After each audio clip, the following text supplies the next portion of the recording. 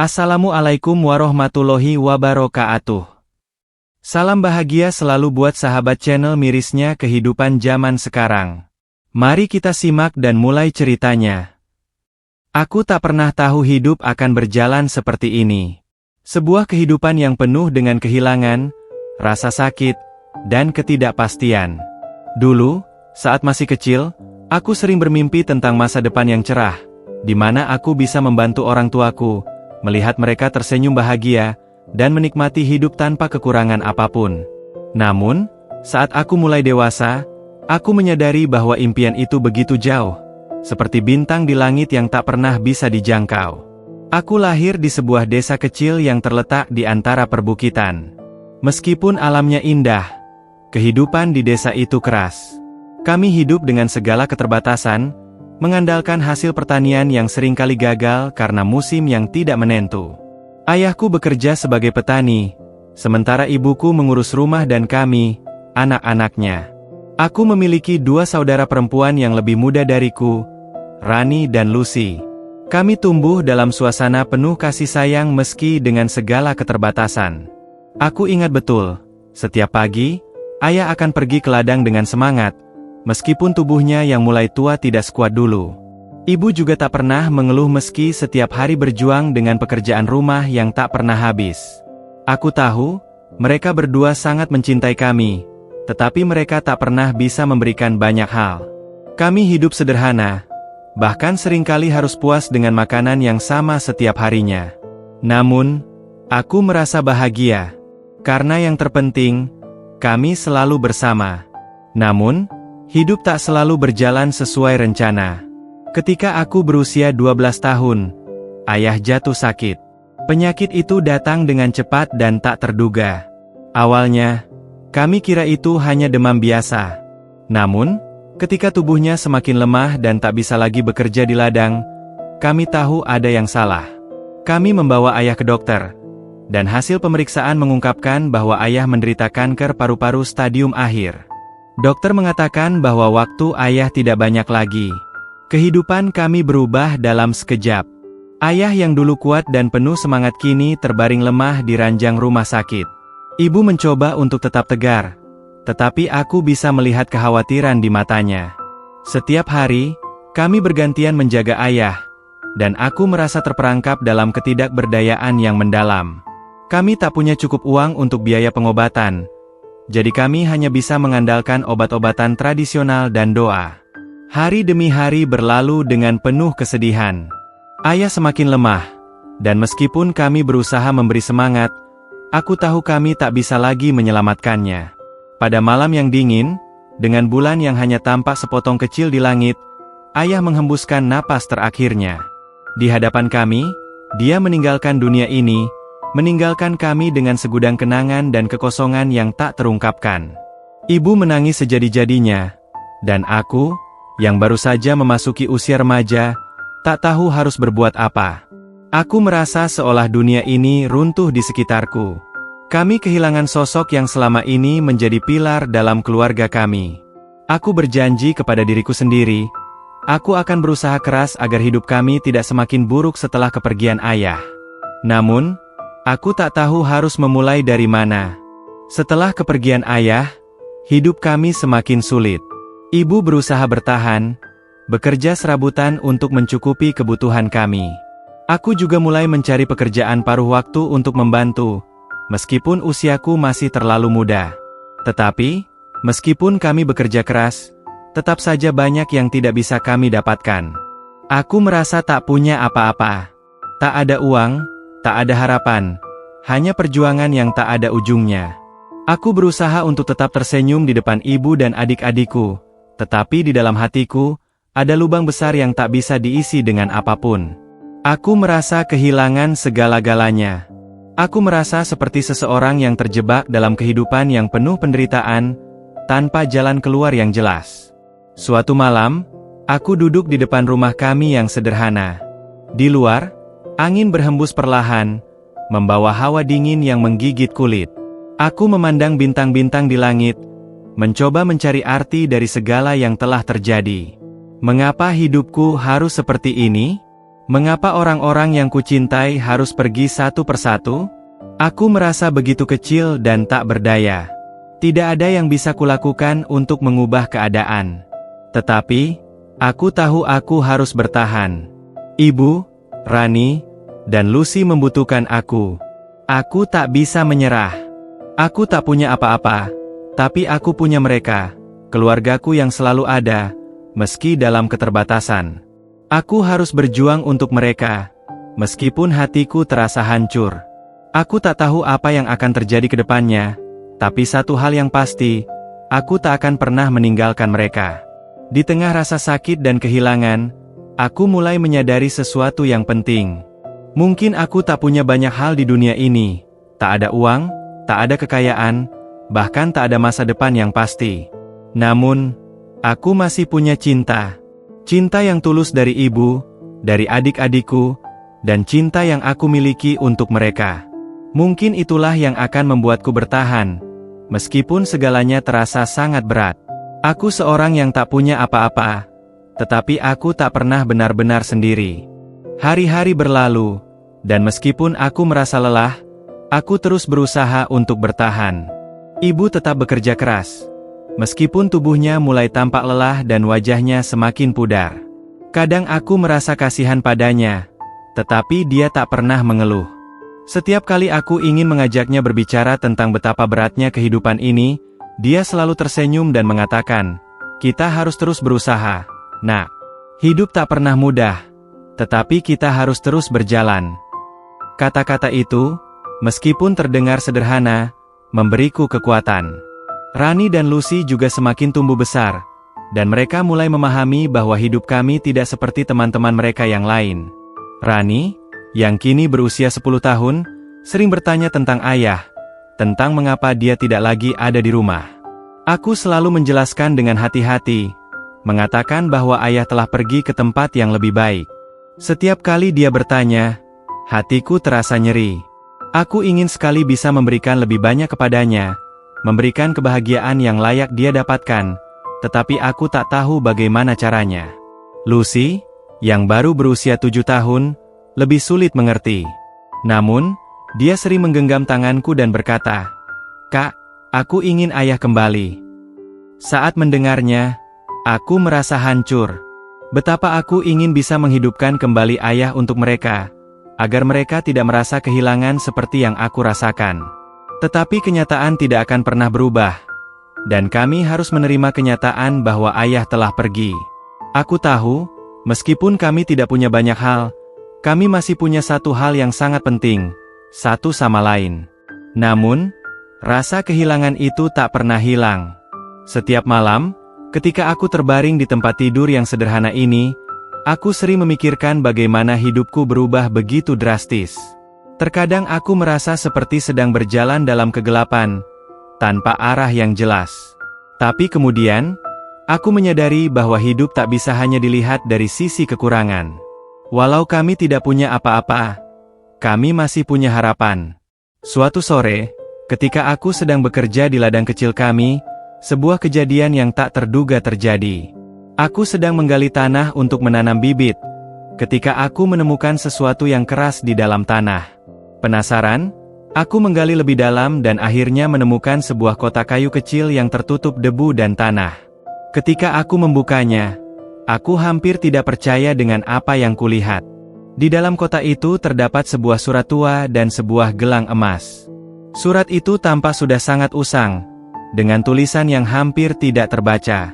Aku mengambil gelang emas itu, merasa ada sesuatu yang penting dalam benda itu. Pikiranku mulai melayang, bertanya-tanya siapa yang mungkin menyembunyikan benda ini di ladang kami. Aku membaca surat itu dengan hati-hati. Ternyata, surat itu berasal dari seseorang yang menulis kepada ayahku. Meskipun sebagian besar tulisan itu sudah terhapus, satu kalimat yang tertulis cukup jelas, "Jangan pernah menyerah. Ada harapan yang akan datang suatu saat nanti." Aku merasa ada sebuah pesan tersembunyi dalam surat itu. Meskipun tak bisa sepenuhnya mengerti, aku merasa seperti menemukan sepotong harapan dalam hidup yang gelap ini. Apa maksud dari surat itu? Siapa yang menulisnya? Aku tidak tahu jawabannya, Tetapi yang pasti, aku merasa sedikit lebih kuat setelah menemukannya. Mungkin itu adalah tanda bahwa ada sesuatu yang lebih besar di luar sana, sesuatu yang akan membawa kami keluar dari kesulitan ini. Malam itu, aku duduk di luar rumah, memandangi bintang-bintang yang berkelip di langit malam.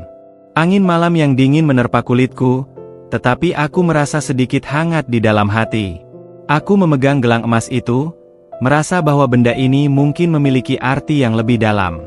Aku memutuskan untuk membawa gelang itu kepada ibu keesokan harinya, berharap dia bisa memberitahu aku lebih banyak tentangnya. Keesokan harinya, aku menunjukkan gelang itu kepada ibu. Tatapan ibu berubah ketika melihat gelang itu. Wajahnya yang tadinya tenang kini dipenuhi dengan ekspresi yang sulit kubaca. Ibu terdiam lama, lalu perlahan berkata, "Itu adalah gelang milik nenekmu. Dia memberikannya kepada ayahmu sebelum dia meninggal." Aku terkejut mendengar penjelasan ibu. Ternyata, gelang itu adalah peninggalan keluarga kami, yang seharusnya menjadi simbol keberanian dan harapan. Meskipun tidak ada penjelasan lebih lanjut, aku merasa bahwa gelang itu adalah sebuah warisan yang harus kami jaga. Itu bukan hanya sebuah benda berharga, tetapi juga pengingat akan kekuatan dan cinta yang mengikat kami. Aku mulai menyadari sesuatu yang lebih dalam. Kami tidak punya banyak uang, kami tidak punya rumah yang besar, dan kami tidak bisa membeli barang-barang mewah. Tetapi, kami memiliki satu sama lain. Kami memiliki kenangan, sejarah, dan yang terpenting, harapan. Meskipun segala sesuatu terasa begitu berat, aku menyadari bahwa hidup ini bukan hanya tentang apa yang kita miliki, tetapi tentang bagaimana kita bertahan dan mencintai satu sama lain meskipun dunia tidak selalu berpihak kepada kita. Hari-hari terus berlalu, dan meskipun banyak tantangan yang kami hadapi, aku mulai merasa sedikit lebih kuat. Setiap kali aku merasa terpuruk, aku ingat gelang itu dan surat yang aku temukan. Aku tidak tahu siapa yang menulisnya atau mengapa itu disembunyikan di ladang kami, tetapi aku merasa bahwa pesan itu, ada harapan yang akan datang suatu saat nanti. Adalah sesuatu yang harus aku pegang teguh. Mungkin kami tidak punya apa-apa, tetapi aku percaya bahwa harapan, seperti bintang di langit malam, selalu ada meskipun kadang tampak jauh dan sulit dijangkau. Aku tak akan menyerah. Aku akan berjuang, karena meskipun aku merasa tak punya apa-apa, aku punya cinta, keluarga, dan harapan. Masa-masa yang berat semakin mendewasakan aku. Setiap hari terasa seperti perjuangan yang tak pernah berakhir. Ibu terus bekerja keras, meski tubuhnya semakin kurus dan lelah. Aku bisa melihat betapa kerasnya dia berjuang untuk mempertahankan kehidupan kami, tapi kadang aku takut kalau dia tak akan sanggup bertahan lebih lama. Rani dan Lucy, meskipun masih kecil, sudah mulai merasakan betapa sulitnya hidup kami. Aku tidak ingin mereka merasakan beban yang sama seperti yang aku rasakan, tetapi aku tahu tak ada yang bisa kulakukan untuk mengubah kenyataan. Aku berusaha keras untuk memberi semangat kepada mereka. Setiap malam, sebelum tidur, aku menceritakan kisah-kisah yang penuh harapan, meskipun kadang aku sendiri merasa hampir kehilangan harapan itu. Aku tahu mereka membutuhkan rasa aman dan kebahagiaan, meskipun itu hanya sementara. Aku tidak ingin mereka merasa sepertiku, seperti seseorang yang terjebak dalam kegelapan tanpa jalan keluar. Namun, meskipun hidup kami sulit, aku mulai merasakan adanya perubahan kecil. Setiap kali aku merasa terjatuh, ada sesuatu yang mendorongku untuk bangkit lagi. Mungkin itu adalah kenangan tentang ayah, yang selalu berjuang tanpa mengenal lelah, atau mungkin itu adalah cinta ibu yang tak pernah luntur. Aku tahu bahwa meskipun kami hidup dengan sangat terbatas, kami selalu punya satu hal yang tak bisa diambil dari kami, cinta. Dan cinta itu, aku yakin, akan membuat kami melewati segalanya. Suatu pagi, aku duduk di teras rumah bersama ibu, sambil memandangi ladang yang sudah mulai mengering. Ibu menghela napas panjang, matanya tampak kosong. "Nak," katanya pelan, "kadang aku merasa sudah tak sanggup lagi. Tapi aku tahu aku harus terus berjuang untuk kalian. Tidak ada pilihan lain." Aku melihat ibu dengan penuh kekaguman. Bagaimana dia bisa tetap tegar meskipun begitu banyak beban yang harus dipikulnya? Hatiku terasa berat mendengarnya, Tetapi aku tahu aku tidak bisa membuatnya merasa lebih ringan dengan kata-kata. Aku hanya bisa berjanji dalam hati, bahwa aku akan terus berjuang bersama ibu dan adik-adikku. Kami mungkin tak punya apa-apa, tetapi kami punya satu sama lain. Tiba-tiba, ada ketukan di pintu rumah kami. Aku segera berdiri dan membuka pintu, dan di luar berdiri seorang pria parubaya yang tampak sedikit asing. "Maaf, apakah ini rumah keluarga Salim?" tanyanya. Aku mengangguk. "Saya dari desa sebelah, dan saya mendengar tentang keadaan kalian. Saya membawa sesuatu untuk membantu." Pria itu lalu menyerahkan sebuah karung berisi beras dan beberapa bahan makanan. Aku terkejut. "Tapi, kami tidak mengenal Anda," kataku bingung. Dia tersenyum, meskipun senyumannya tampak penuh keprihatinan. "Saya tahu kalian sedang kesulitan. Beberapa waktu lalu, ayah kalian membantu saya saat saya sedang kesusahan. Saya hanya ingin membalas kebaikan itu." Air mata tiba-tiba saja mengalir di pipiku. Betapa aku terharu mendengar kata-kata pria itu. Ternyata, ayahku pernah membantu orang lain di masa lalu. Meskipun kami hidup dalam kemiskinan, ayah tidak pernah ragu untuk membantu sesama. Sekarang, bantuan itu kembali lagi kepada kami, meskipun dalam bentuk yang tak terduga. Aku mengucapkan terima kasih dengan tulus kepada pria itu, dan dia pun pergi dengan membawa senyum di wajahnya. Aku masuk ke dalam rumah dengan membawa karung beras itu, dan ibu yang melihatku hanya bisa menatapnya dengan mata penuh haru. "Ini untuk kita, Bu," kataku sambil menggendong karung beras itu ke dalam rumah. Ibu hanya terdiam, tetapi aku bisa melihat air mata mengalir di wajahnya. Bukan karena kesedihan, tetapi karena rasa syukur yang mendalam. "Kadang, harapan datang dengan cara yang tak kita duga," bisiknya pelan. "Mungkin kita tak punya banyak, Nak, tapi kita punya hati yang penuh dengan kebaikan. Dan itu, lebih dari cukup." Aku merasa sangat tersentuh oleh kata-kata ibu. Mungkin memang benar, bahwa meskipun hidup ini penuh dengan cobaan, selalu ada jalan keluar yang tak kita duga. Selalu ada orang-orang baik yang siap memberi bantuan, bahkan tanpa kita meminta. Kadang, hidup memberi kita ujian, tetapi juga memberi kita pelajaran berharga tentang kebersamaan, kasih sayang, dan saling membantu. Malam itu, setelah kami makan bersama dengan penuh syukur, aku duduk di luar rumah dengan memandangi langit yang dipenuhi bintang. Aku merasa lebih ringan, seakan-akan ada sesuatu yang berubah dalam diriku. Aku mulai memahami bahwa meskipun kami tak punya harta, kami punya sesuatu yang jauh lebih berharga, kebaikan hati yang akan selalu memberi jalan bagi kami untuk bertahan. Hari-hari berlalu dengan penuh perjuangan, dan meskipun tidak ada perubahan drastis dalam keadaan kami, aku mulai merasakan kebahagiaan kecil yang tak terduga. Ibu semakin kuat, dan adik-adikku pun mulai tersenyum lebih banyak. Kami tak punya banyak hal, tetapi kami punya satu sama lain. Kami punya cinta, kami punya harapan, dan itu sudah lebih dari cukup untuk membuat kami bertahan. Namun, aku tak bisa melupakan satu hal. Setiap kali aku memikirkan ayah, aku merasa seolah-olah dia masih ada di sini, mengawasi kami dengan penuh cinta. Mungkin dia tak bisa lagi bersama kami, tetapi dia telah meninggalkan kami dengan sebuah warisan yang sangat berharga, warisan cinta, kebaikan, dan harapan. Aku tidak tahu apa yang akan terjadi ke depan. Kami mungkin akan terus berjuang, mungkin akan terus menghadapi kesulitan. Tetapi satu hal yang pasti, aku tidak akan pernah menyerah. Aku tak punya apa-apa, tetapi aku punya keluarga. Dan dengan cinta, kami akan melewati segala rintangan yang datang. Waktu terus bergerak maju, dan kami pun semakin terbiasa dengan kehidupan yang sederhana ini. Setiap pagi, ibu bangun lebih awal untuk mempersiapkan sarapan, sementara aku dan adik-adikku pergi ke ladang, mencoba mencari cara untuk bertahan hidup dengan apa yang kami miliki. Meskipun kami tidak memiliki banyak, kami selalu berusaha untuk tetap bersyukur atas segala yang ada. Setiap senyuman ibu, setiap tawa kecil Rani dan Lucy, itu sudah lebih dari cukup untuk membuatku merasa bahwa kami tidak benar-benar miskin. Kami kaya akan cinta dan kebersamaan. Namun, di balik semua itu, ada satu hal yang selalu menghantuiku, masa depan. Bagaimana kami bisa bertahan jika ladang kami semakin kering? Bagaimana kami bisa hidup jika ibu semakin lemah dan tak mampu lagi bekerja keras? Meskipun aku berusaha untuk tidak berpikir terlalu jauh, aku tidak bisa menahan kekhawatiran itu. Setiap malam, aku terjaga memikirkan apa yang akan terjadi jika semuanya menjadi lebih buruk.